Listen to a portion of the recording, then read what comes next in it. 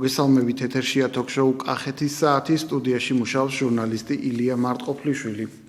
სიღნაღის რაიონის სოფელ საქობოს ბაგაბაღიდან საავადმყოფოში მოთავსებული 11-ვე ბავშვი კლინიკიდან უკვე გაწერეს წნორის არქიმედეს კლინიკაში სიღნაღის რაიონის სოფელ საქობოს ბაგაბაღიდან გუშინ საღამოს 9 ბავშვი მაღალი ტემპერატურით, ღებინებით და გულისრევის სიმპტომებით გადაიყვანეს, შემდეგ კი კიდევ 2 ბავშვი მოათავსეს.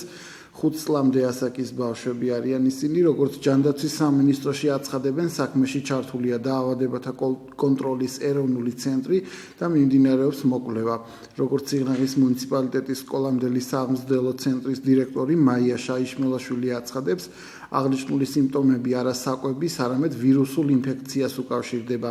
შაიშმელაშვილი ამბობს, რომ ვირუსის თავიდან ასაცილებლად საბავშვო ბაღებში ხვალიდან 3 დღის განმავლობაში დაიხურება, როგორც შაიშმელაშვილი აღნიშნავს, ცალკეული მსგავსი შემთხვევები რამდენიმე სიღნაღის რაიონის სხვადასხვა ბაღში მიმდინარე კვირის განმავლობაშიც რამდენჯერმე დაფიქსირდა. მისი თქმით, საქობოს საბავშვო ბაღში უკვე იმყოფებოდა სურსათის ეროვნული სააგენტოს კახეთის რეგიონული ბიუროს ჯგუფი და დაიდო დასკვნა, რომ ბაღში სანიტარული ნორმები დაცულია, კვების პროდუქტების ვარგისიანობა ნორმაშია და კვებითი ინტოქსიკაცია სრულად გამოირიცხა. როგორც უკვე გითხარით, 11-ვე ბავშვი უკვე ბინაზე გაწერეს. ახლა სხვა თემების შესახებ დედოფლისწყაროს ქართული ოცნების რაიონული ორგანიზაციის თავმჯდომარემ ზვიად ჯავახიშვილმა თანამდებობა დატოვა. ის ასევე დედოფლისწყაროს მუნიციპალიტეტის საკრებულოს თავმჯდომარე იყო 2014 წლის არჩევნების შემდეგ. ინფორმაციას დედოფლისწყაროს საკრებულოს წევრებიც ადასტურებენ, რომ ზვიად ჯავახიშვილმა საკრებულოს თავმჯდომარის პოსტის დატოვების შესახებ განცხადებაც დაწერა, თუმცა საკრებულოს პრესსამსახური ამბობს, რომ ამ დროისთვის მას ოფიციალურად ჯერ არ აქვს დაწერილი და აპარატში, საკრებულოს აპარატში მსგავსი განცხადება არ არის შეტანილი. თუ კი განცხადება შევა, შემდეგ რიგარეშე სხდომის მოწვევა გახდება აუცილებელი, სადაც უკვე საკრებულომ ახალი თავმჯდომარე უნდა აირჩიოს. ნახოთ ვიდეო.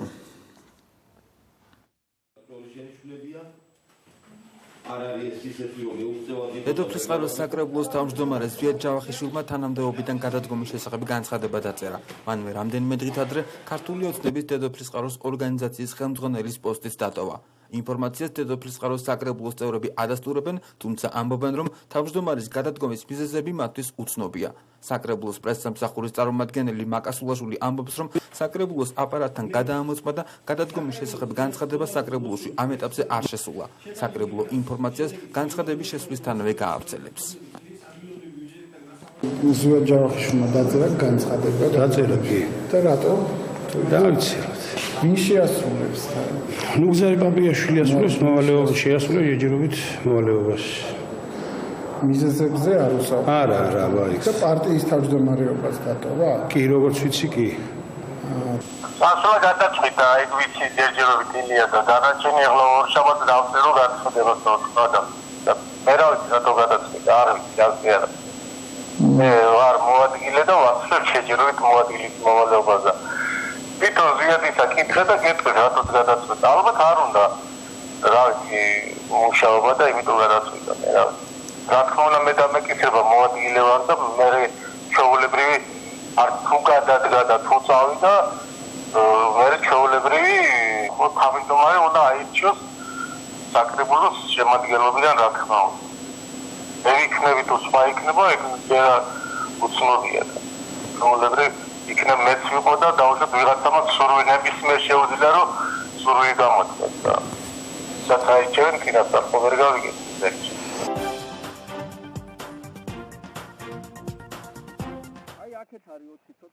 გარემოსდაცვის მინისტრი გიგლა აგულაშვილი დედოფლისწყაროში იმყოფებოდა, სადაც შირაქის ველზე საცდელი ქარსაფარი ზოლი დაათვალიერა, რომელიც გერმანიის საერთაშორისო თანამშრომლობის საზოგადოების ფინანსური მხარდაჭერით გაშენდა. მინისტრი დედოფლისწყაროს გამგებლებსაც შეხვდა, რომელიც პროექტ მდგრადი მიწათსარგებლობის პრაქტიკის დანერგვა სასოფლო ტერიტორიებზე ფარგლებში გაიმართა. გაეროს გარემოსდაცვითი პროგრამა გლობალური გარემოსდაცვითი ფონდის დაფინანსებით პროექტებს 4 რაიონში, სიღნაღში, დედოფლისწყაროში, ახმეტასა და გარდაბანში ახორციელებს. შეხვედრაზე ქარსაფარი ზოლების რეაბილიტაციის და მათი მდგრადი მდგრადობის შენარჩუნებისათვის საკანონმდებლო რეგულირების სფეროში შემდგომი ნაბიჯების განხორციელებაზე იმსჯელეს. გარემოს დაცვის სამინისტრო აღნიშნულ პროექტს კავკასიის რეგიონულ გარემოს დაცვის ცენტრთან ერთად ახორციელებს. შეხვედრას ადგილობრივი ფერმერების, სოფლის მეურნეობის სამინისტროს, პარლამენტის აგრარულ საკითხთა კომიტეტის წევრები და არასამთავრობო ორგანიზაციების წარმომადგენლები ესწრებოდნენ. ძალიან მნიშვნელოვანი შეხვედრა იყო დღევანდელი შეხვედრა, რომელიც ეძღვნებოდა ქარსაფარის ზოლების პრობლემას. ეს პრობლემა არის კომპლექსური, დიდი ხანია უკვე, რაც პრაქტიკულად ქვეყანაში აღარ მომხდარა ქარსაფარის ზოლების გაშენება. შევთანხმდით ერთმანეთზე, რომ კომპლექსურ პრობლემას კომპლექსური მოდგენა სჭირდება. ეს არ არის მხოლოდ ადმინისტრირება, ეს არ არის მხოლოდ ჯარიმები, ეს არის ასევე მათი მხარდაჭერა, ეს არის ასევე ცოდნის გავრცელება ფერმერებში და დარწმუნებული ვართ, რომ უახლოეს მომავალში ის ცვლილებები, რომელზეც ჩვენ აქ შევთანხმდით და რომელსაც განახორციელებთ, აუცილებლად დადებით შედეგს გამოიღებს. გადაწვას ალტერნატივა ნამდვილად აქვს და ეგ არ არის გამოსავალი, რომ იმიტომ უნდა გადავწვათ, რომ ვთქვათ, ნიადაგს ვერ ვამუშავებთ რა. იმიტომ რომ მე მგონი ახლა ვინც არის წარმოდგენილი, ბევრი იცნობს მამაჩემს და წლების განმავლობაში კი არა, შეიძლება ითქვას, ότι 10 წელზე მეტია ჩვენ საერთოდ ბანკებთან ცეცხლი არ მიგარებულია. ყველა მისცეს და არადროს ჩვენ დამუშავებაში ჩვენ პრობლემა არ ქონია. კი, რა თქმა უნდა, თანხითში მეც ვარჯავთ, ეგრე გამოდის, მაგრამ საბოლოო ეფექტი ჩემი აზრით ამას აქვს. თუნდაც, რა ვიცი, ბოლო პერიოდშიც არც თუ ისე თქვა ცუდი მოსავალი აღვიღია. ბატონ შოთა წვავს ნაკვეთს, ის დავინახო, რომ ბატონ შოთას, ესე იგი, ნახევარი ქონება მიატანინა სასამართლო უკან იმის გამო რომ ის წვავს და სადღაცას შეამჩნიეს. დებილი ხო არა ვარ, მეც ავდგე და კიდე ცეცხლი მივცე და სხვას დაუწვა. ხო, ანუ კონკრეტული ფაქტები თუ არ დაფიქსირდა, რომ ვიღაცა გამწარდა, პირობითად ყალებში ვიძახი ამ გამწარებას, მაგრამ პასუხი აგო ამ ყველაფრისთვის ფინანსურად. მე და ეს 1000 კაცი ვიტყვით, რა ეცი რა, მეც დავწვავ, იმანას დაწვავს. და არაფერი არ მოხდება, იმიტომ რომ დღეს არაფერი არ ხდება, გუშინ არაფერი არ ხდება და 20 წლის განმავლობაში არაფერი არ ხდება და ხვალიც არაფერი არ მოხდება. პრეცედენტი თუ არ შეიქმნა მაგისი, რომ ვიღაცას ამაში ძალიან ცუდად მოხვდა, სამწუხაროდ არ გამოდის არაფერი. ერთ-ერთი დიდი პრობლემა ჩვენთვის არის ნარჩენების მოშორება, ასე ვთქვათ.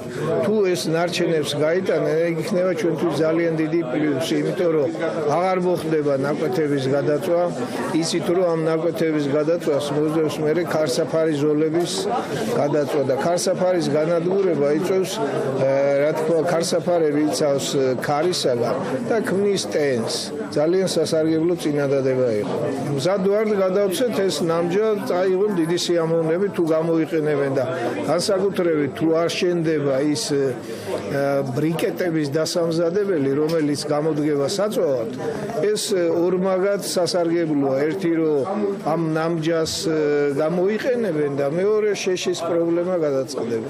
ყოველწლიურად ქარის მიერ ზარალდება არაერთი ფერმერი, მაგრამ კონცეფცია, რომელიც წარმოდგენილია დღეს ამ შეხვედრაზე, მე ვფიქრობ, რომ დასახვეწია, იქიდან გამომდინარე, რომ არ შეიძლება ბევრ სტრუქტურას ერთად ევალებოდეს ამ კონკრეტულ საკითხთან დაკავშირებით მუშაობა, იმიტომ რომ არ შეიძლება ბიუროკრატიამ ხელი შეუშალოს, ასე ვთქვათ, ამ პროცესის გამართულ ფუნქციონირებას. მე ვფიქრობ, რომ სახელმწიფო პროგრამა არის შესაქმნელი ამაზე, მაგალითად ისეთი, როგორც დანერგე მომავალია და ფერმერებს უნდა მივუწევთ ჩვენ დაინტერესება, რომ მათ თვითონ გააშენონ ქარსაცავი ზოლები და არა სახელმწიფომ ან კონკრეტულმა დონორმა ან რომელიმე არასამთავრობო ორგანიზაციამ გააშენოს ქარსაცავი ზოლები. ჩვენ სადემონსტრაციო ნაკვეთებზე როცა იყო, მე ხშირად დავდივარ ხოლმე და იქაც ხედავ, რომ ძალიან ბევრი ენერგია არის გასახარებელი, ბევრი არასწორად არის გაკეთებული, ანუ ხარვეზები არის, ფერმერები თვითონ იყვნენ დაინტერესებული, მათ ნაკვეთების ირგვლივ არსებულ ქარსცავ ზოლებში მოიყვანონ ისეთი პროდუქცია, გააშენონ ისეთი ქარსცავი ზოლები, რომლებიც ერთის მხრივ ეკონომიკურ სარგებელს მისცემთ მათ და სანამ ჩვენ ამ პროგრამას არ შევიმუშავებთ, რომ ფერმერზე იყოს ორიენტირებული და ეკონომიკური სარგებელიც მიიღოს, მანამდე ვფიქრობ, რომ ყოველგვარი დებატები იქნება, ასე ვთქვათ, არაეფექტიანი, როგორც გვაჩვენა, რომ მაგერ ეს პროექტი 4-5 წელია ამ საკითხთან დაკავშირებით მიდის მსჯელობა, მაგრამ კონკრეტული შედეგი ამ ეტაპისთვის არ არის. როდესაც ხდება ესეთი სახით გაშენება და საბოლოო ჯამში ეფექტი არ არის არანაირი ეკონომიკური ეფექტი, ფერმერი ამას არ უფრთხილდება. ეხლა მე შორს ვარ იმას რისკა, რომ მაგალითად რაღაც ბრიკეტების ქარხანას ჩვენ აქედან მოვამარაგებ და იმ რაოდენობის ტექნიკის მობილიზება იქნება აქ შესაძლებელი და იმ მასშტაბის რომ დაუშვათ რაღაცა გავიდეს და აღარ მოხდეს დაუშვათ გარსავის ნაკვეთების გადაწვა. ჯერ ერთი ამ ვერ იმუშავებს ეს პროგრამა. ჩემი აზრი ესეთია, როგორც აქ დაბადებული, აქ გაზრდილის, აქ ყოველდღიურად შემხედვარეს ამ პროცესების. მე ვფიქრობ, რომ ეკონომიკური სარგებელი უნდა მიეცეს ამას. ხა რაც შეეხება გადაწვის თემას, როდესაც ფერმერს არ აქვს არანაირი ინტერესი იმის იქ ვიღაცამ ქარსავში ჩაყარა თუ არ ჩაყარა რამდენიმე ენერგი, მე ვფიქრობ, რომ ამას დაუდევრობა ავტომატურ რეჟიმში მოყვება ამ არაგამართულ პროგრამის მუშაობას. დღეს სწორედ ამაზეა საუბარი, რომ გაიმართოს პროგრამა, ისეთი იყოს, რომ ეკონომიკურად ეფექტიანიც იყოს ფერმერისთვის და ამ წარმოდგენილ პროექტში, რომელიც წარმოდგენილია, ვფიქრობ, რომ არის დასახვეწი, იმიტომ რომ არის გასათვალისწინებელი უამრავი ფაქტორი. დაეკისროს მუნიციპალიტეტს, ერთი მუნიციპალიტეტი კონკრეტულად მუნიციპალიტეტმა უნდა უზრუნველყოს. დაეკისროს რომელიმე სამინისტროს, მაშინ კონკრეტულად რომელიმე სამინისტრო უნდა იყოს პასუხისმგებელი. ჩვენ არ შეიძლება 4 და 5 უწყებას ესე გადავანაწილოთ ეს პასუხისმგებლობა და მერე შესაბამისად პასუხისმგებლობის დონემაც დაიწიოს ამ მიმართულებით და ამ უწყებებმა თანაბრად გადაინაწილონ და საბოლოო ჯამში არ მოხდეს ერთ კონკრეტულ სუბიექტზე ამ პასუხისმგებლობის ორიენტაცია. ეს პრობლემა უკვე 25 წელიწადია, რაც ჩვენს წინაშე არსებობს. ამიტომ სახელმწიფო ძალიან სერიოზულად უდგება საერთაშორისო დონორებთან ერთად და გადაწყვეტის გზებზე საუბრობთ ახლა ძალიან აქტიურად. ამაში ძალიან დიდი არის ჩართულობა უნდა იყოს ყოველ შემთხვევაში და ჩვენ დღევანდელ შეხვედრაზე დავინახეთ ეს, რომ თვითონ ფერმერთა ჩართულობა, მაგრამ ამავდროულად ვიმეორებ, აქ არის რამოდენიმე საკითხი, კომპლექსური საკითხი არის, სადაც თავისი წვლილი უნდა შეიტანოს კანონმდებელმაც, აღმასრულებელმა ხელისუფლებამ, ადგილობრივმა მუნიციპალიტეტმა, თვითონ ფერმერებმა და მიდგომები უნდა შეიცვალოს მიწასთან დამოკიდებულებაში. აი ეს კომპლექსური, ასე ვთქვათ, ნაბიჯები მოგვცემს ჩვენ იმის საშუალებას, რომ აღვადგინოთ ქარსაფარები, მოხდეს ნარჩენი ნამჯის გამოტანა დამუშავებული ფართობებიდან, მათი შემდეგ ბრიკეტებად გადაქცევა და ისევ ჩვენი მოხმარებისათვის, როგორც საწვავის გამოყენება, ამავდროულად აღინიშნა ისიც, რომ ამაში დაინტერესებული უნდა იყოს თვითონ ფერმერი, რამე თუ ფერმერის უშუალო დაინტერესების და სარგებლიანობის გარეშე რთული იქნება ამ, ასე ვთქვათ, პროცესის გამწვანა. ამგვარი პროექტები 4 მუნიციპალიტეტში ხორციელდება: სიღნაღში, დედოფლისწყაროში, ახმეტასა და გარდაბანში.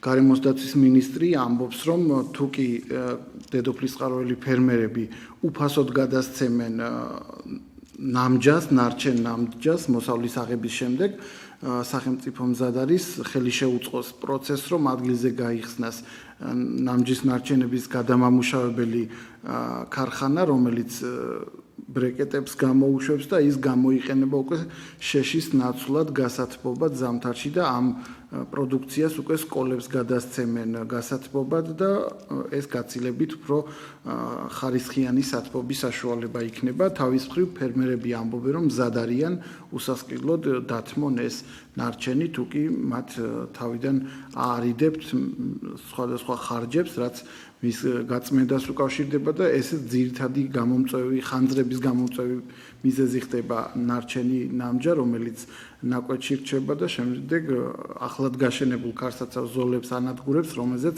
ათეულობით მილიარდი დაიხარჯა გასულ წლებში კონკრეტულად შირაქის ველებზე. კიდევ ერთი მინისტრი იმყოფებოდა დედოფლისწყაროში მიმდინარე კვირას, სოფლის მეურნეობის მინისტრი, თუ რა მოინახულა და რაზე იყო საუბარი ჩვენი მომდევნო ვიდეოდან.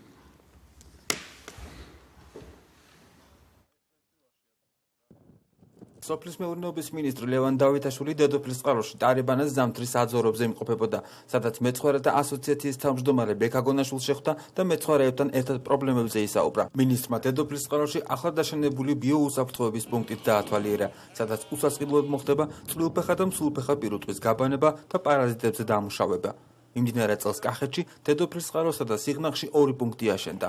2018 წელს ანალოგიური პუნქტი აშენდება ყვარელშიც. მინისტრმა დედოფლის წყაროში ახლად აშენებული ბიოუსაფრთხოების პუნქტიც დაათვალიერა, სადაც უსასყიდლოდ მოხდება წვრილფეხა და მზულფეხა პირუტყვის გაბანება და პარაზიტებზე დამუშავება. მიმდინარე წელს კახეთში დედოფლის წყაროსა და სიღნაღში 2 პუნქტი აშენდა. 2018 წელს ანალოგიური პუნქტი აშენდება ყვარელშიც. მინისტრმა ტახტითებას ზამთრის საძოვრებზე ინდმეწერმა ბეჟან გონაშვილის ფერმა დაათვალიერა.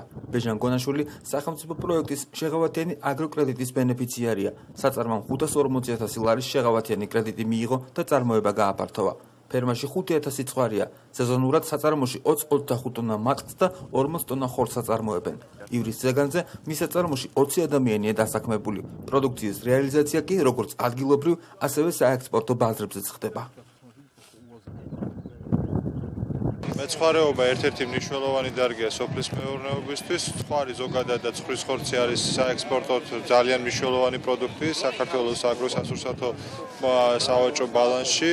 იცით რომ ცხვრის ხორცი, ქართული ცხვარი იყიდება უამრავ ქვეყანაში. ეს არის ძირითადად სპარსეთის ყურის ქვეყნები, არაბეთის რამდენიმე ქვეყანა, რომელიც ქართულ ცხვარს ძალიან აფასებს. ძალიან მნიშვნელოვანია რომ ჩვენი წარმოება იყოს მდგრადი და სწორედ ამიტომ ჩვენ რა თქმა უნდა გვექნება ხელშეწყობილი პროგრამები იმისთვის რომ ერთის მხრივ მეცხვარეობა განვითარდეს მდგრად საფუძველზე და მეორე მხრივ ასევე იყოს ცხვრის ყველის წარმოება, რომელიც დამატებითი შემოსავალია ფერმერებისთვის. შესაბამისად, გადასარეკი ტრასების ორგანიზებულად მართვა არის ერთ-ერთი მნიშვნელოვანი ამოცანა. ამ კუთხით მნიშვნელოვანია ის სამუშაო, რაც ჩვენ დონორებთან ერთად გავწიეთ ბიოუსაფრთხოების წერტილების გაჩენის თვალსაზრისით, რაც ცხვრის ჯანმრთელობაზე მოქმედებს და ასევე იმ მოსახლეობისთვის ძალიან მნიშვნელოვანია, სადაც ზოგადად ცხვრის მიგრაცია მიმდინარეობს. ბოლო პერიოდში ჩვენი ცხვრის რეალიზაცია და ფერმერებისთვის რეალიზაციაში პრობლემები უკვე გამოსწორებულია. თუმცა ალბათ უფრო ბევრია კიდე გასაკეთებელი ცნობადობის ასამაღლებლად და უფრო მეტად ბაზრებზე გასასვლელად და უფრო მეტ ბაზრებზე გასასვლელად. დიდი მადლობას ვუხდით დღეს სოფლის მეურნეობის სამინისტროს და მის ქვემდებარე ერთეულებს აქტიურობისათვის, იგივე სურსათისუნებლობას, იგივე კოოპერატივების სააგენტოს, იმიტომ რომ ახალი პროექტი შეიქმნა მეცხვარე კოოპერატივებისთვის დასახმარებლად და ასე შემდეგ. ტარიმანას ზამთრის საძოვრებზე დღეს სოფლის მეურნეობის მინისტრი ლევან დავითაშვილი ჩამოვიდა, მოისმინა მეცხვარეების პრობლემები და განვიხილეთ და რა ვიცი, მომავლისთვის იმედი გვაქვს, რომ რაღაც უკეთესობისკენ იქნება. მოусმინა მეცხვარეებს და გაეცნო ჩვენ პრობლემებს, რა პრობლემებიც საერთოდ მეცხვარეობაში არსებობს და რა მძიმე წარსული გვაქვს მეცხვარეობაში. რა ვგზნობთ ხარდაჭერას, თანადგომას.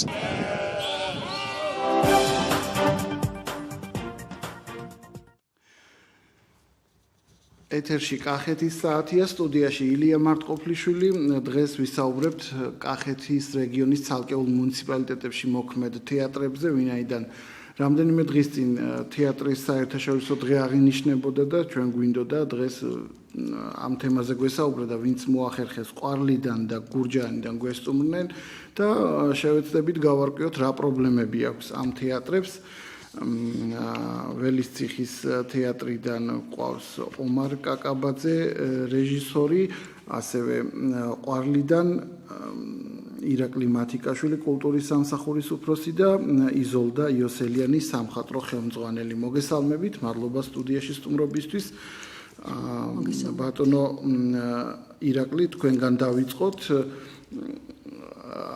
რა ტრადიციები არსებობდა ყვარელში თეატრის კუთხით და სად ვართ დღეს? ყვარელს საკმაოდ ძველი ტრადიციები აქვს. ის 1900 წელს ჩამოყალიბდა ერთმა ძალიან კარგმა ყვარელმა ახალგაზრდა კაცმა ლონგიროს ზაუტაშვილმა შექმნა მაშინ ყვარელში თეატრი, რომელიც შემდგომში შემოიკრიფა თეატრის მოყვარულთა წევრები, შემოიკრიფა და ასე პერმანენტულად გრძელდებოდა თანდათანობით ყალიბდებოდა თეატრი და საკმაოდ პროფესიულ დონეს მიაღწიეს დაახლოებით ასე 30-იან 40-იან წლებში. იყო ისეთი დონე მაშინ თეატრის, როდესაც იწოდნენ რუმარჯანიშვილის თეატრში დგავდნენ სპექტაკლებს. რამდენიმე შეთანხმება თქვენ წარმოიდგინეთ, ჰქონდათ რამდენიმე მსახიობს მარჯანიშვილის თეატრში დარჩენის. ესე გრძელდებოდა, მაგრამ შემდგომში ეს მოვიდა დაახლოებით 1965-70-იან წლებამდე, მაგრამ შემდგომში დაიწყო დეგრადაციის გზა ყვარლის თეატრისა. ნუ ფაქტიურად მიღწეული 80-იან წლამდე თეატრი აღარ არსებობდა ყვარელში. სადაც უკვე იყო ესე ლოკალურ რაღაც სკეჩებს გავდნენ, კიდე რაღაცას ემღაუჭებოდნენ, მაგრამ ფაქტიურად იქ ასე ვთქვათ, ისეთი ავტორიტეტი რეჟისორი მუშაობდნენ ყვარელს საერთოდ, აღარავინ აღარ აყავდათ და თანათორმეტ ჩაკვდა და ჩაკლეს შეიძლება ასე ვთქვათ, უკვე 80-იან 85-იან წლებში, 80-იან წლებში. იმის შემდეგ მოკვდა თეატრი ყვარელში აღარ არსებობს. მაგრამ აი ახლა 3 წლის უკან ქართული ოცნების გამარჯვების შემდეგ მე დავინიშნე ყვარლის კულტურის სამსახურის ხელმძღვანელად და მე ყოველთვის მაწუხებდა იდეა ფიქსი და უნდა აღვნიშნო რომ პარალელურად აღარ არსებობდა ქართული ხალხური სიმღერა. იმიტომ რომ ის კაცი ვინც ედგა სათავეში ქართული ხალხური სიმღერას გარდაიცვალა და იმის შემდეგ ნუ ფაქტურად მოკვდა სიმღერაც და მე როგორც ხელოვან კაცს ყოველთვის მაწუხებდა ეს იდეა ფიქსი რომ ყვარელში აღორძინებული იყო ხალხური სიმღერა და აღორძინებული იყო ქართული თეატრი. ნუ მე რიცით თომას რამადან ჩემი წინაპრები რომელი დაიბადნენ ყვარელში ამის საფუძველს ამის პასუხისმგებლობის გრძნობა მქონდა ამისი ყოველთვის მითხარით საქართველოში ისეთი კუთხე სადაც სამი ასეთი დიდი კორიფე იყო დაბადებული როგორც ილია ჭავჭავაძე, კოტე მარჯანიშვილი, ვახტანგ ტაბლიაშვილი, როგორ აღარაფერი ვთქვათ ისეთ დიდ სახეობებზე როგორც იყვნენ დოდო ჭიჭინაძე, თამარ ჭავჭავაძე, ნატო საფარავა აბაშიძე და რა ვიცი კიდე ძალიან ბევრი სხვა. აი ამის საფუძველი მე მწხედოდა ყოველთვის რომ ყვარელი ასე მიტოვებული იყო ყველასგან და არავის აღარ ახსოვდა თეატრი არა და უნდა გითხრათ საოცრად ნიჭიერი ხალხი ცხოვრობს ყვარელში და ძალიან დიდი სურვილი აქვს თეატრის აღორძინების. ამის შემდეგ აი ახლა ხანს მე ამ საქმეს კულტურისა სიმღერის საქმე ასე ვთქვათ მოვაგვარი გავხსენით ყვარელში ხალხური სიმღერის სადა გალობის ტრადიციული გალობის სკოლა სადაც უკვე ფუნქციონირებს სწავლობენ 30-40 ბავშვი სწავლობს ქართულ ხალხურ სიმღერას და ჩემი იდეა ფიქსი ექვემდებარებოდა სწორედ ამ სკოლის გახსნას და ექვემდებარებოდა აი ამ თეატრის გახსნას და დავიწყე მუშაობა უკვე თეატრზე. და ნუ რა თქმა უნდა ძალიან დიდი წინააღმდეგობები არის, იმიტომ არა რომ არ უნდათ, მაგრამ იმიტომ რომ უფრო რომ მე ვფიქრობ რომ ბევრ რამეში ვერ ერკვევიან, არიციან თეატრი რას ნიშნავს, რატომ უნდა დახარჯო თეატრში ფული? არა მარტო იმიტომ რომ ის გართობა, არამედ ის არის ჩვენი სტრატეგია, ჩვენი ქართული ცნობიერების. და რისი მიღწევა მოხერხდა ყვარელში? ამის მიღწევა მოხერხდა ის რომ მოვიწვიეთ თბილისიდან ერთი ძალიან კარგი ნიჭიერი კაცი რეჟისორი ნახოთ ვიდეო კადრები პარალელურად ჩვენ განაგზეთ გისმენთ. ხო და ამ კაცმა დადგა ერთი სპექტაკლი საჩვენებლად რომ აი მე შემიძლია გავაკეთო რომელსაც არც ხელფასი ქონდა და არაფერი არ ქონდა აბსოლუტურად და ამის შემდეგ ეს სპექტაკლი შესაძლოა წინვალეთ ჩატარდა შემდეგ გურჯაანში ორჯერ ჩატარდა ყვარელში ჩატარდა გურჯაანშიც და ამ კაცმა მოქცია იმის საშუალება რომ გვეფიქრა თეატრის აღდგენაზე. ხო და დავიწყეთ ახლა ჩვენ უკვე ეს კაცი ასე ვთქვათ შტატიანი მოსამსახური გახდა ჩვენი როგორც რეჟისორი და ახლა ვდგავთ მეორე სპექტაკლს. მინდა აღვნიშნო ჯერ პირველ სპექტაკლზე გითხარით აი რა დაიდგა როგორ მოხერხდა რა ბიუჯეტი ძალიან დიდი წვალებით დაიდგა უნდა გითხრათ ფინანსები თითქმის არ შეებოდა თითქმის მინდა გითხრათ რომ თვით ცოტა ფული კი მოქცეს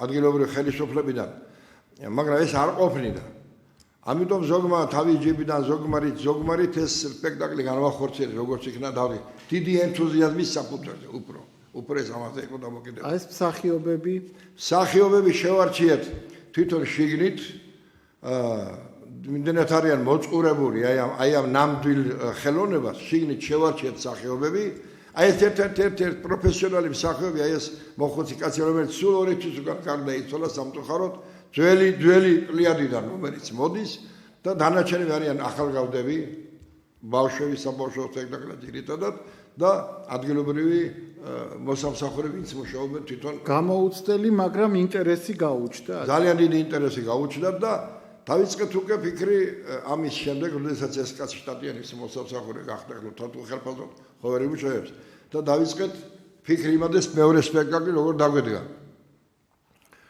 და დავიწყეთ დადგმა, ამას ფინანსები ჭირდება. ამიტომ მე მივმართე პირველ რიგში, რა თქმა უნდა, უკვე გვერდში დგომა ვიგრძენი ადგილობრივი ხელისუფლების, ადგილობრივი გამგეობის თანდათანობით ვიგრძნობ ეს სპექტაკლის ნახვის შემდეგ, ვგრძნობ მათ მხარდაჭერას და მინდა გითხრათ, რომ უკვე ფინანსურადაც გვეხმარებიან და პირველი ფინანსური დახმარება, რომელიც აღმოგვიჩინა, ეს არის მე არ შემიძლია რომ არ ვთქვა და მადლობა არ გადაუხადო კომპანია ღვინის ქარხნის კომპანია ვადის ცრემლებს, რომლის ხელმძღვანელი გახლავთ ბატონი თამარ კონჭოშვილი და ნუგზარ ქსორელი. ანუ ბიზნეს სექტორის დაინტერესება წამოვიდა, რომ ხარი დაინტერესებს და ძალიან დაინტერესებს ყოველგვარი ზედმეტის საუბარის გარეშე მათ მოგწეს განსაკუთრებული ფინანსები და დავიწყეთ მუშაობა.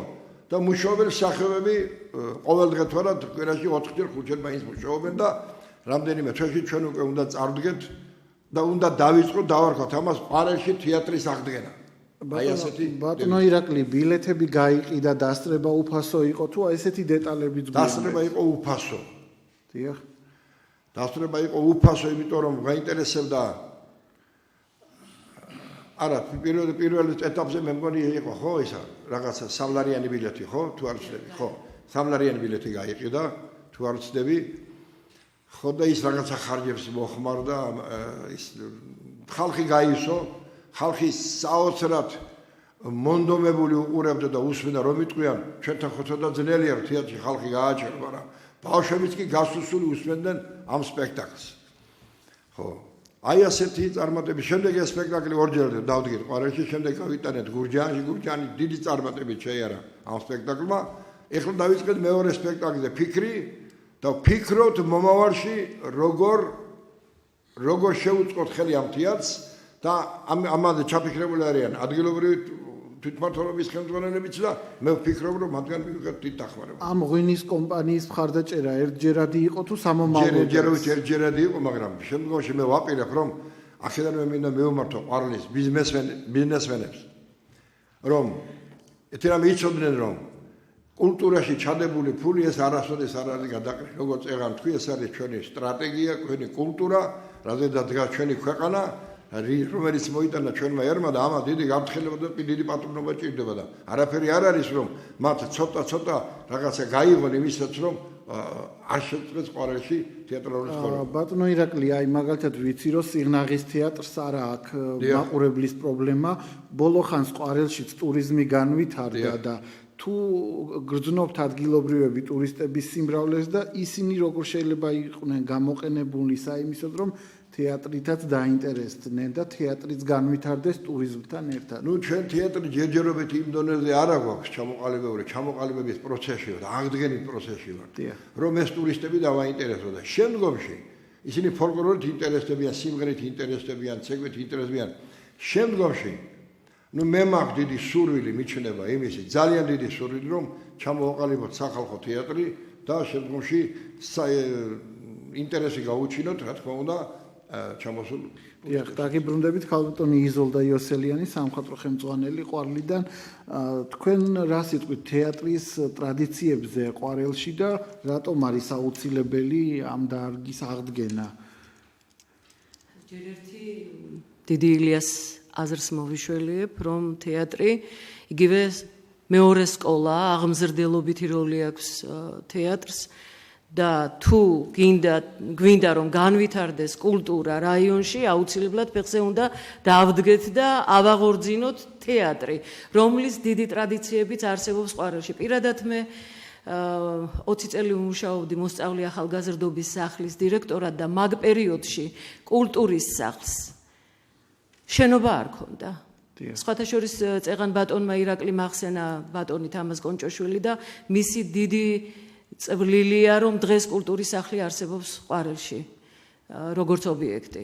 არ იყო კულტურის სახლი, მაგრამ ის კულტურის სახლის თანამშრომლები, თავშეფარებულები ბრჭყალებში ჩავსვამ, იყვნენ ცენტრალურ ბიბლიოთეკაში. შტატები არსებობდა და ისინი მოსწავლე ახალგაზრდობის სახლში აკეთებდნენ ხოლმე რეპეტიციებს. ხელს ვუწყობდი, მე თვითონ შემოქმედი გახლა ვარ, პოეტი ვარ და ვიცი შემოქმედი ადამიანის გულის ძგერა, რომ ის აკეთებს საქმეს არა იმისთვის, რომ თავისი საქმე წაიყვანოს წინ, არამედ მან საზოგადოებას აჩვენოს, როგორი უნდა იყოს თვითონ საზოგადოება, რადგან თეატრი ნამდვილად არის საზოგადოების სარკე ჩემი აზრით და ბატონი ალექსანდრე ჩიხიაშვილი დღეს ჩვენი ბენდის ხელმძღვანელია, წლების განმავლობაში იყო დირექტორი კულტურის სახლის და ამავე პერიოდში მოღვაწეობდა ძალიან კარგი პიროვნება, დიდი რეჟისორი შეიძლება ითქვას, ანზორ შერგელაშვილი, რომელიც სპექტაკლებს დგამდა ხოლმე, მაგრამ როდესაც გარდაიცვალა ბატონი ანზორი, სადღაც 90-იანი წლებიდან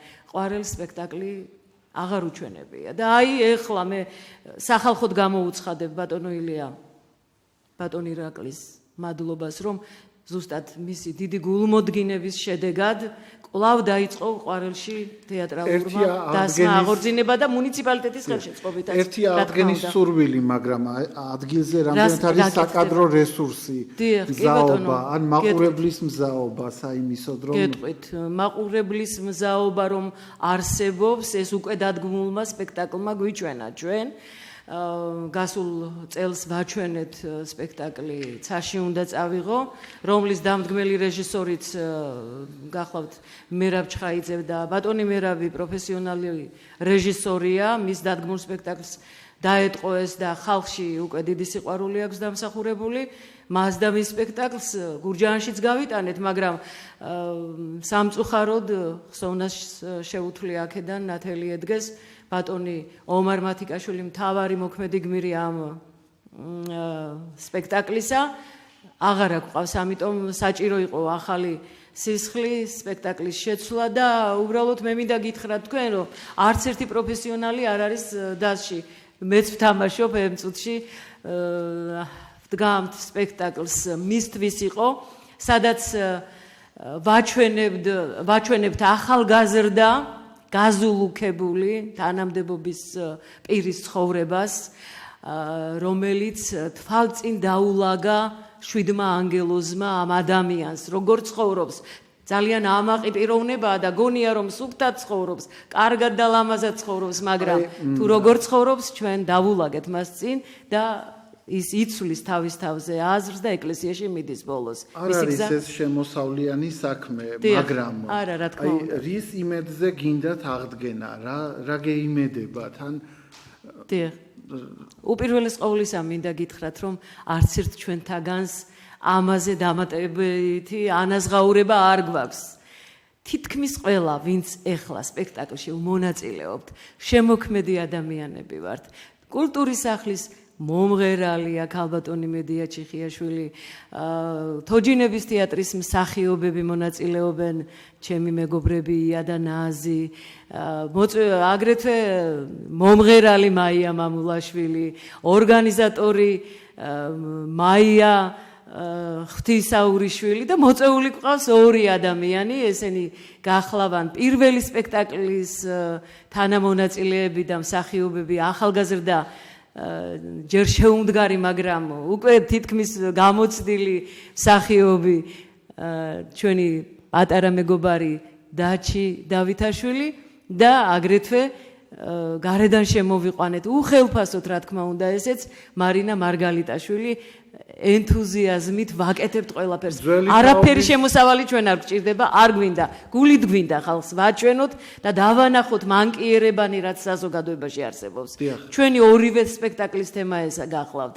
ეს იყო ცაში უნდა წავიღო, სადაც ნაჩვენები იყო ბოროტისა და კეთილის ბრძოლა ერთმანეთთან, სადაც იმარჯვებს სიკეთე და ეხლაც მანკიერი მხარეები ვაჩვენოთ საზოგადოებას. დიდი თაობის ენთუზიაზმი გასაგებია და აი ახალგაზრდებში ეს ვინც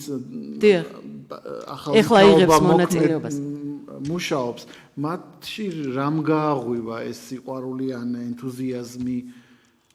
მათმა სულიერება. მე ვფიქრობ, რომ ადამიანები ვისთვისაც ზნეობა, მორალი, სულიერება მით უმეტეს რეგიონში მცხოვრები ახალგაზრდისთვის ხომ არასოდეს ყოფილა თითქმის ის ტრადიცია, რომ თავისუფალ დროს შეეძლოს თეატრში წავიდეს. დედაქალაქში კიდევ არის შესაძლებლობა, მაგრამ კახეთის ქალაქებში ის მათ ჩვევაში არა აქვთ ეს, რომ უნდა იარონ თეატრში. მაგრამ სურვილი იმის, რომ მოთხოვნა არის. ბატონო, მოთხოვნა თუ არის? მოთხოვნა, ხო, შეიძლება ვთქვა, ყვარლის ფუძე მოითხოვს ამას. წეგან ბატონმა ირაკლიმ აღნიშნა, როგორ შეიძლება ილია სამშობლოში, ტაბლიაშვილის. დიახ. მე პედრეგის ვერ არის გაგიგებული. ნიჭიერები ბავშვები. რაღაცა გენეტიკური კოდია თუ რა აქვს, ისეთ თამაშობენ ბავშვები და ისეთ სურვილებს გამოთქვამენ, საერთოდ უყვართ თეატრი, რომ მე არ ვიცი რა ვიცი, და უბრალოდ არ ვიცი. გარდასახვა მოახერხეს დამაჯერებლად და გაუცარი. კი ბატონო, ველისციხის თეატრზეც გადავიდეთ, ომარ კაკაბაძე, რეჟისორი, ველისციხის ვასო გოძიაშვილის სახელობის თეატრი მოქმედებს ველისციხეში. გვიამბეთ მისი ტრადიციების შესახებ, რომელი წლიდან მოქმედებს და დღეს რა ვითარება გაქვთ? ველისციხის თეატრი, როგორც მოგეხსენებათ, ერთ-ერთი უძველესი თეატრი არის. ველისციხეც ერთ-ერთი დიდი სოფელი კახეთის თუ არა მხოლოდ კახეთის მასშტაბით. ველისციხის თეატრის არსებობა, აღრიცხვიანობა და მისი 1885 წლიდან არის და იმაზე ადრეც ახლა არ არსებობდა 85 წელში რომ დაიდგა სრული სპექტაკლი თავისი მხატვრობით, მუსიკით, ყველაფრით.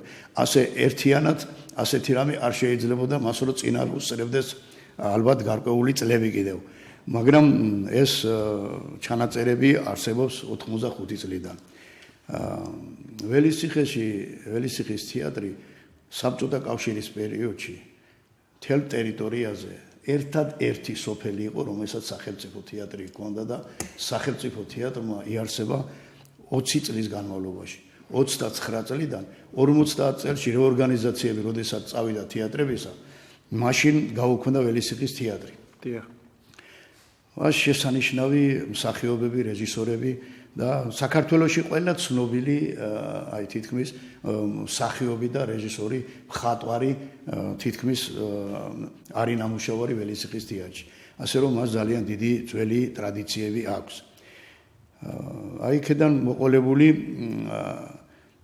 ველისციხეში თითქმის გაუქმდა კი ეს სახელმწიფო თეატრი, მაგრამ მასში დარჩნენ ადამიანები, რომლებმაც თავიანთი სიყვარულით სხვა თეატრები დიდი მოთხოვნა იყო ამ მსახიობებისა, სხვა თეატრებში რომ წასულიყვნენ, მაგრამ რამდენიმე ისეთი მსახიობი, როგორც რესპუბლიკის დამსახურებული არტისტი იყო მარიო მესხი და საშა ყაზაროვი და ესენი დარჩნენ ამ თეატრში და აგრძელებდნენ მაინც თავიანთ მოღვაწეობას და მუშაობდნენ ისე რომ არ ჩაუკრავთ ის სიყვარული და ის მონდომება რაც მათ ჰქონდათ.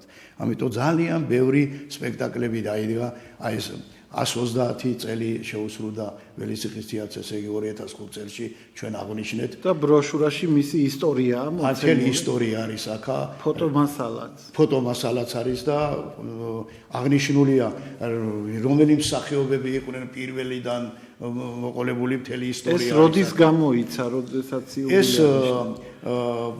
ბატონი კოტენინიკაშვილი იყო, იცით თქვენ ამ თეატრალური საზოგადოების პასუხისმგებელი დივანი იყო და მისი რედაქტორობით გამოიცა ეს 130 წლის თავთან დაკავშირებით ეს ბუკლეტი.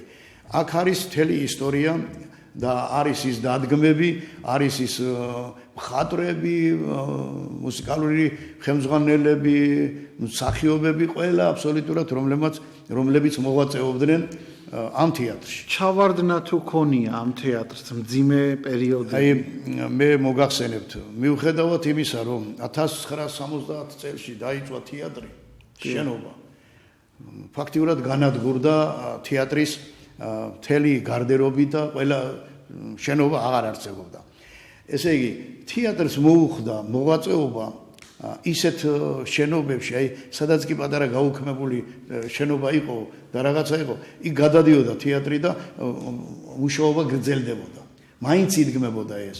ეს ძველი სამშობიაროს შენობა იყო, მერე კოლმეურნეობის კანტორა იყო, მაშინ და იმის დაბლა იყო რაღაცა სათავსო. აი შემდეგ უკვე ცხოვრება რო აირია იმ წლებს როგორ გაუძლო ველისიხის. ხო და ცხოვრება აირია და ცხოვრება ისე წავიდა რომ თითქმის კარგად იცით რა წლები იყო და ინგრეოდა თითქმის ყველაფერი, მაგრამ თეატრი ჩვენი შენარჩუნებული იქნა. დღე-დღამე თვითონ ეს მსახიობები, მოყვარულები და ისინი დღე-დღამე მორიგეობა მიმდინარეობდა თეატრში და ამავე დროს სპექტაკლები იდგმებოდა. ამ დროსაც კი აი ძალიან ბევრი სპექტაკლი დაიდგა. იმიტომ რომ ველისიხეში ესეთი ტრადიცია იყო თეატრისადმი სიყვარულისა, რომ დაბრუნილი ჰქონდათ ხალხს ადგილები. აი ცალკე ყველა მიცოდა, ესე იგი რომ აი ეს რომელი ადგილი იყო, ვისი იყო, რომელი ადგილი. 200-მდე ბრონი ჰქონდა თეატრში, აი მხოლოდ 9 საათით ადრე თუ გაიყიდებოდა, თუ მთხოვნელი არ მოვიდოდა მისი ბილეთი. მოყვარული ძალიან არის ხალხი და ჩვენ ადრე გვახსოვს იცი ამ თეატრში რომ ადამიანები და სპეციალურად იყერავდნენ ხოლმე კოსტუმებსა და თანსაცმელს იყერავდნენ თეატრში წასასვლელად. თქვენ რამდენი წელია რაც ამ თეატრში ხართ? მე 1958 წელს შევედი და პირველად ვითამაშეთ სპექტაკლი ორნიღა ვარ დარჩენილი მე და შალაშვილი ვანო ვითამაშეთ კაჭკაჭიშვილის სპექტაკლი იყო ამბავი ორი ბიჭისა და იმის შემდეგ მოვდევთ ამ თეატრს. სხვა რეჟისორით დგამს თუ კი, სხვათა რეჟისორები იყვნენ, სხვა რეჟისორები. ბოლოხანს კი, ლაშა გოგნიაშვილი იყო, რომელმაც დადგა. ეხლა თქვენ დღევანდელობაზე გითხარით, როგორ არსებობს ამჟამად? დღევანდელი ასე ვიტყვით, რომ დღეს ხო, რა თქმა უნდა, თეატრს არ აყავს, შტატები არ აყავდა მოყვარულია, მოყვარულთა თეატრი არის. ეს მსახიობის როგორ შტატი ქონდეს და რაღაცა ასეთი რამე არ აქვს, მაგრამ აი გასულ წელს გამგეობამ ჩვენ გამგებელმა გია ვორგოძემ 5,000 გამოგვიყო გასულ წელს და ერთი სპექტაკლი გავაკეთეთ. მიმდინარე გერგიძემ დიახ. ეხლა მიმდინარე წელს ჩვენი დირექტორია ქალბატონი ნუნუ კარდინახლიშვილი და გამოვნახეთ კიდევ საშუალება და აი ეხლა პრემიერა ვითამაშეთ მიხო მოსულიშვილის სპექტაკლი იყო ამ შემოდგომით რომელიც ვითამაშეთ ჩემო მეჟოლია ასეთი სპექტაკლი იყო ეს თანამედროვე სპექტაკლია რომელიც ქართველების ცხოვრებაზეა რომლებიც გადიან საზღვარგარეთ და ემსახურებიან ხალხსა და რა პირობებიც იქ არის იქ გადმოცემული არის ამ იმაში და ეხლა კი ისევ დრამატურგი მიხო მოსულიშვილის ხაბრათა გოგონა რომელიც მოდელირებული სპექტაკლი იყო და ეს ვითამაშეთ ეხლა მარტის თვეში მივეცით პრემიერა ასე რომ მოყვარული მსახიობები არიან ახალგაზრდები ყვანან რომლებიც მართლაც აი დიდი სურვილი აქვს და დიდი ის რომ მიიღონ მონაწილეობა და ითამაშონ. ბატონო ომარ, ქალაქებში ჭირს მაყურებელი და სოფელში, როდესაც მოქმედია თეატრი და იმართება პრემიერა, რა სურათია სოფელში? ალბათ უფრო გაცილებით რთულია ხოლმე სოფელში. ნუ ეხლა ბოლო წლებში რასაკვირველია ისეთი მაყურებელი, როგორც ადრეულ წლებში იყო, ისეთი მაყურებელი აღარ არის, მაგრამ თქვენ წარმოიდგინეთ, რომ იმართება სპექტაკლი, რომ იმართება ხალხი აი კინოს გამო, კინოს არ ქონა მაყურებელი ცოტა აი რო იტყვიან გადააკეთა მაყურებელი, იმიტომ რომ აი მოსმენის კულტურა დაიკარგა კინოს არ ქონის გამო. იმიტომ კინოში საშუალებას არ მიცემდა ვინმე, რომ იქ რაღაცა ეხმაურა, იმიტომ რომ ეს უკვე მოსმენაზე იყო ხოლმე და ეხლა ჩვენ წარმოიდგინეთ სპექტაკლი მიდის და აი გასუსულია მაყურებელი მაინც. უსმენენ. ეხლა ჩვენი სპექტაკლები ჩვენ ვითამაშეთ მარჯანიშვილის თეატრში, ვითამაშეთ თავისუფალ თეატრში, გასულ წელში უფრო სწორედ გასულ წელში კი არა, იქითა წელში ვიყავით საბერძნეთში მიწვეულები, იქ ვითამაშეთ ჩვენი სპექტაკლი. ანუ გასტროლებიც გაქვთ. კი, და ეხლა ბილეთს ყიდით უფასოა თუ როგორ არის? არა. აი ბოლო სპექტაკლზე როგორ იყო? ბილეთს რა თქმა უნდა ყიდით, მაგრამ პრემიერაზე ვიცით ჩვენ მოყვარული ხალხი ვინც არის, თეატრი ვისაც უყვარს, კარგად იცით რომ მათ შემოსავალი არ აქვთ და ძალიან მცირე აქვს შემოსავალი. ამიტომ აი ეს ხალხი, მოყვარული ხალხი, რომლებიც ვისაც ფული აქვს, მაღალი მატერიები აღარ აინტერესებს. ხო, რა თქმა უნდა, იმას მე მგონია ზოგიერთ ფული აქვს, რომელსაც ორი წიგნის არ აქვს საკითხული, ისეც აქვს ფული და აი ჩვენ რო გავითვალისწინებთ ხოლმე იმ მაყურებელს, აი ვისაც მართლა სურვილი რო აქვს და იმას პრემიერაზე აუცილებლად მოსაწვევს უგზავნით. დიახ, რომ მოსაწვევით მოვიდეს და დაესწროს და ბატონო ომარ, უკვე ჩვენ ვასრულებთ და მოდით ასეთი რაღაც გითხარით, რას ეთყოდით მთავრობას, რომ თეატრს მიაქციოს ყურადღება. აი ახლა ეგ მინდოდა მე. ძალიან მოკლედ. ძალიან კარგი იყო სახალხო თეატრების ფესტივალები ტარდებოდა. მათ შორის მასპინძლებით ჩვენ ყოფილვართ, გურჯაანი იყო მასპინძელი, ესეთი ფესტივალი, როცა ჩატარდა თეატრების დათვალიერების. მოკლედ მითხარით, ადრე იყო სამეცნიერო მეთოდური ცენტრი, რომელიც აი ასეთ თეატრებს კურირებდა. დღეს აბსოლუტურად სამინისტროდან მიტოვებულია მთლიანად აი ესეთი თეატრები, როგორიც ჩვენია. დიახ. ქალბატონო იზოლდა, თქვენ რას ურჩევდით ხელისუფლებას? მე მომეწონა აზრი. ბატონო მარის კარგი იქნება რა თქმა უნდა ასეთი ფესტივალების ჩატარება, მანამდე უნდა გავაძლიეროთ რომ ჩავატაროთ ფესტივალი თეატრები ადგილებზე და ჩემი აზრით